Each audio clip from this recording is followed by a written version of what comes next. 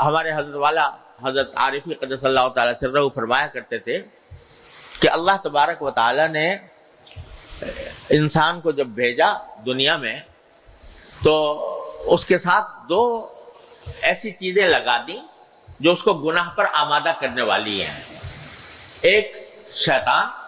اور ایک خود انسان کا نفس۔ یہ دونوں چیزیں ایسی ہیں جو انسان کو گناہوں پر آمادہ کرتی ہیں، کبھی نگاہ کا گناہ، کبھی کان کا گناہ، کبھی زبان کا گناہ، کبھی ہاتھوں کا گناہ۔ یہ شیطان اس کو اور نفس انسان کو گناہوں پر آمادہ کرتا رہتا ہے۔ وہ ایک زہر ہے یہ انسان کے لیے، جو شیطان بھی زہر اور انسان نفس کی خواہشات بھی زہر، جو اس کو ہلاکت کی طرف، تباہی کی طرف، اللہ تعالیٰ کی ناراضی کی طرف لے جانے والی ہیں۔ لیکن اللہ جل جلالہ کی رحمت سے اور اس کی حکمت سے یہ بات بعید تھی کہ زہر تو پیدا فرمائے اور تریاق پیدا نہ فرمائے۔ اللہ تعالیٰ جب جو زہر پیدا فرماتے ہیں تریاق بھی اس کے ساتھ میں تریاق بھی عطا فرماتے ہیں، یعنی اس زہر کا علاج بھی ساتھ ساتھ دیتے ہیں۔ جتنے امراض پیدا کیے اللہ تعالیٰ نے اس کے لیے دوائیں بھی دی، زہر پیدا کیا اس کا تریاق بھی دیا کہ زہر اگر کسی کو چھو جائے تو وہ کیا کرے۔ اور مجھے ایک مرتبہ یہ واقعہ پیش آیا کہ ایک مرتبہ میں سفر میں تھا، تو جنوبی افریقہ کی بات ہے، وہاں سفر کے دوران ایک وادی آئی جس میں بڑی خوبصورت وادی تھی۔ ایک لمبا سفر ہو رہا تھا تو ہم نے سوچا تھوڑی دیر یہاں پر اس وادی میں ٹھہر کر ذرا اس کے ماحول سے لطف اندوز ہوں، اس غرض کے لیے گاڑی ٹھہرا دی۔ تو وہاں ایک بہت ہی خوبصورت پودا تھا جس کے پتے بڑے خوبصورت تھے، تو میرا دل چاہا تو میں اس پودے کی طرف بڑھا کے اس کے ہاتھ لگا کر اس کو دیکھوں اور اس سے لطف اندوز ہوں۔ تو میرے جو ساتھی تھے انہوں نے ایک دم سے روکا، کہا کہ خبردار اس کو ہاتھ نہ لگائیے گا۔ میں نے کیوں؟ کہا کہ یہ ہے تو بڑا خوبصورت یہ پودا، لیکن اس کی خاصیت یہ ہے کہ اگر اس کو آدمی چھو لے تو اس سے انسان کے جسم میں زہر سرایت کر جاتا ہے، اور اس کی ایسی تکلیف ہوتی ہے جیسے کسی بچھو کے کاٹنے کی ہوتی ہے یا کسی موذی جانور کے کاٹنے سے جیسے تکلیف ہوتی ہے، ایسی تکلیف ہوتی ہے اس کو چھو لینے سے۔ میں نے کہا بھائی یہ تو بڑا خطرناک معاملہ ہے، اتنا خوبصورت پودا ہے، ہر ایک آدمی کا دل چاہتا ہے کہ اس کو چھوئیں، اور اس کا فوراً نتیجہ یہ ہے کہ آدمی اس کے اوپر زہر پھیل جائے اور بچھو کے کاٹنے جیسی تکلیف ہونے لگے، یہ تو بڑی پریشانی کی بات ہے۔ تو اب انجان آدمی اگر کوئی اس کو چھو لے گا تو وہ تو مصیبت میں پڑ جائے گا۔ تو انہوں نے بتایا کہ مگر اللہ تبارک و تعالیٰ کی عجیب رحمت یہ ہے کہ اس پودے کے اندر تو یہ صلاحیت ہے کہ اس کو چھونے سے آدمی کے اندر زہر چڑھ جاتا ہے اور بچھو کاٹنے جیسی تکلیف ہوتی ہے، لیکن اسی کی جڑ، جہاں یہ پودا ہوتا ہے اسی کی جڑ میں ایک اور پودا ہوتا ہے، اس کو ہاتھ لگا لے وہ زہر ختم ہو جاتا ہے۔ تو جہاں زہر چڑھا اگر اس کو ہاتھ لگا لیا وہ زہر ختم ہو گیا اور اس کی تکلیف جاتی رہی۔ اللہ تبارک و تعالیٰ نے پیدا فرمایا۔ تو مجھے خیال آیا، میں نے کہا دیکھو یہ جو پودا ہے یہ در حقیقت گناہوں کی ایک عملی تصویر ہے کہ گناہ دیکھنے میں بڑے خوشنما نظر آتے ہیں، اس میں لذت محسوس ہوتی ہے، اس کی طرف دل کھنچتا ہے، نفس انسان کو آمادہ کرتا ہے کہ اس کو وہ گناہ کا ارتکاب کرے، لیکن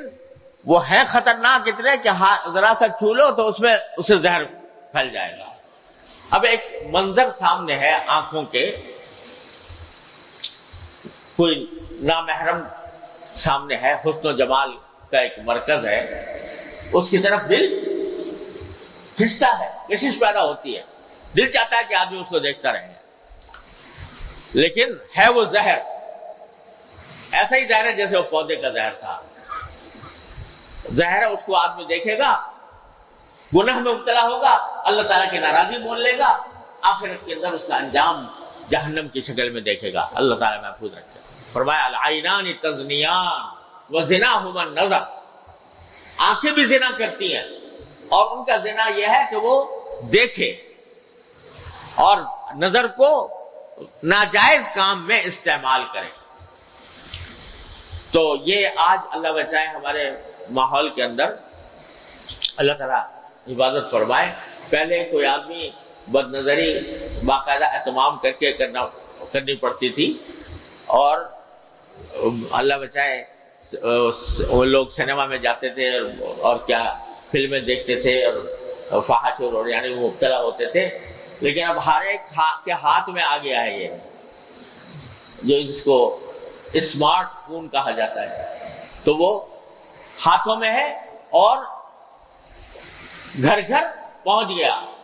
بچے بچے کے ہاتھ میں، اور اس کے اندر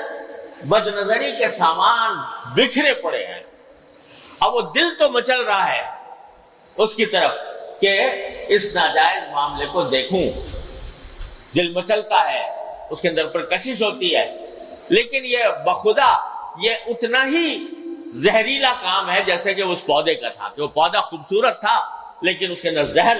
چھپا ہوا تھا، اسی طرح اس میں زہر چھپا ہوا۔ یہ ہر وقت، ہر آن، ہر لمحے، ہر انسان، چھوٹے بڑے،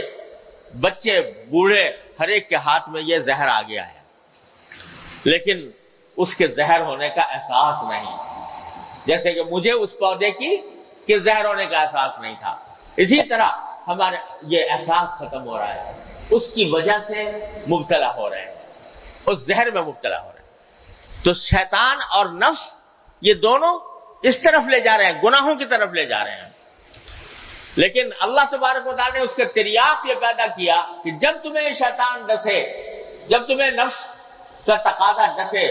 تو اس کا تریاق یہ ہے کہ اللہ تعالیٰ کی طرف رجوع کر لو فوراً، یا اللہ مجھ سے بہت غلطی ہو گئی، معاف فرما دیجیے، استغفار کریں، توبہ کرے۔ توبہ کا اصل کام تو یہ ہے کہ توبہ کے 3 جز ہوتے ہیں۔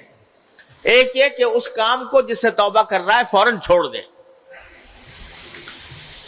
دوسرا یہ کہ اس کے اوپر ندامت ہو، شرمندگی ہو کہ میں نے یہ گناہ کا کام کیا، میں نے غلط کام کیا، اور اللہ تعالیٰ سے اس کے سامنے اس ندامت کا اظہار کرے کہ یا اللہ میں پھنس گیا، میں بہک گیا، یا اللہ مجھ سے غلطی ہو گئی، یا اللہ میں پھنس گیا، اپنے نفس اور شیطان کے دام میں پھنس گیا، اس پر ندامت کا اظہار کرے، فوراً چھوڑ دے، اور آئندہ کے لیے عزم کر لے کہ آئندہ اس کے قریب نہیں جاؤں گا، تو توبہ کامل ہوتی ہے۔ پھر وہ حکم ہوتا ہے کہ التائب من الذنب کمن لا ذنب لہ، پھر وہ گناہ سے توبہ کرنے والا ایسا ہو جاتا ہے جیسے کہ اس نے کبھی گناہ کیا ہی نہیں تھا، نام اعمال تک سے مٹا دیا جاتا ہے وہ گناہ۔ اللہ تبارک و تعالیٰ کی رحمت ایسی ہے کہ اس کے نام اعمال سے بھی مٹا دیتے ہیں۔ تو بھائی اصل کام تو یہ ہے کہ جب بندے کو احساس ہو جائے، پتہ نہیں میں جس وقت یہ ناجائز کام کر رہا ہوں، گناہ کا کام کر رہا ہوں، اگر اسی وقت میری موت آ گئی، اللہ تبارک و تعالیٰ نے مجھے اپنے پاس بلا لیا اسی حالت میں، کیا بنے گا میرا؟ کیا انجام ہوگا؟ کیا حشر ہوگا؟ آدمی یہ سوچے کہ کتنا بھروسہ ہے تمہیں کہ کتنی دیر زندہ رہو گے، بیٹھے بیٹھے انسان ختم ہو جاتا ہے۔ نہ جانے کتنے واقعات ہم اپنی آنکھوں سے دیکھتے ہیں کہ بیٹھے بیٹھے انسان ختم ہو گیا۔ تو اول تو آدمی کو یہ سوچ کر اس کو فوراً اس سے توبہ کرنی چاہیے، اللہ تبارک و تعالیٰ کی بارگاہ میں حاضر ہو کر ندامت کا اظہار کر کے یا اللہ یہ ہو تو گیا، اپنی رحمت سے مجھے معاف فرما دیجئے، آئندہ نہیں کروں گا، آئندہ نہ کرنے کا عزم کر لے۔